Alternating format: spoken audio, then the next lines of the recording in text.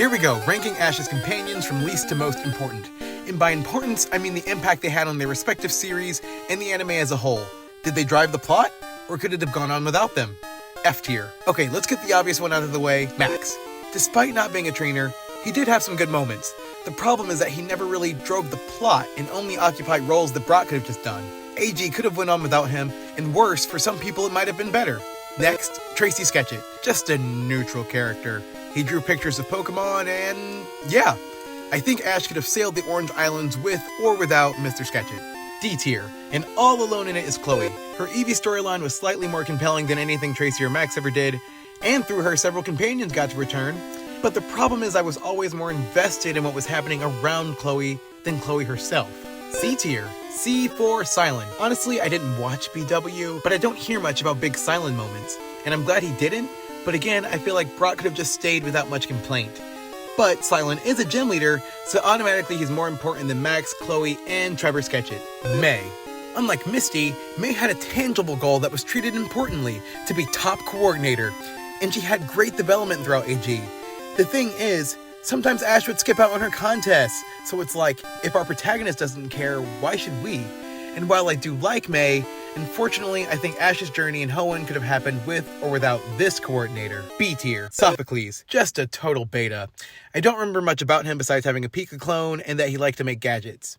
Mallow. Wants to be a cook. Yawn. Lana. Cool design, sort of had a ship with Ash. Kiawe's the most interesting of this gang so far because of his rivalry with Ash, but I have to admit, of course, Gladion's was done better because it was the official one. The Alola gang kind of gets bunched together because the large size doesn't really allow them to all get fleshed out. As individuals, they mostly fall flat for me, but they rank so high because without them, well, we wouldn't have a series.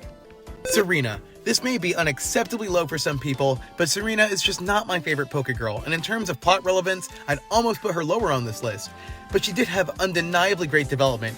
It's just that it didn't really affect the events of her series. But I can't deny her fan base and the impact Amora shipping had on XY. Also, all throughout Journeys, fans eagerly awaited her return. Now that's impressive. It's just again, Ash's adventures through Kalos could have happened with or without her blushing. Clement. He doesn't steal the companion show for me, but I remember his gadgets being incredibly useful throughout XY. Not to mention he's a gym leader with several memorable battles with Ash. A tier. Iris. Not the most beloved Pokegirl in the series, but wins major points for champion status. Not to mention, her Dragon Trainer connection to Cynthia in the Masters 8 makes her the only companion who could have fulfilled that role. Lily. Superb character development and a genuinely intriguing storyline with her missing dad plot. And that plot ended up being one of the best episodes to come out of not only Pokemon Journeys, but this series as a whole. She's so high up on this list for being the clear standout of the Alola gang. No need to worry cause it's Dawn! She was the first to have goals treated as near equal importance to Ash's, with them even borrowing from each other. Not to mention she was integral to the Lake Trio storyline and made cameo after cameo in Journeys. Her even getting a duet with Ash as the second opening really showed the playing fields were even. S tier. Brock.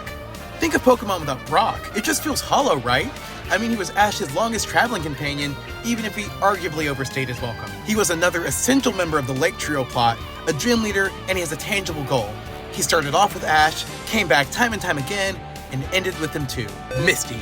A lot of what I said about Brock applies. She's another character the anime won't let you forget, and she's my personal favorite female companion, so maybe I'm biased, but she's developed on and off screen, going from fan service to someone who can use megas. She edged out Brock for being the catalyst of the shipping epidemic in the anime, but they're both too generationally iconic to rank any lower.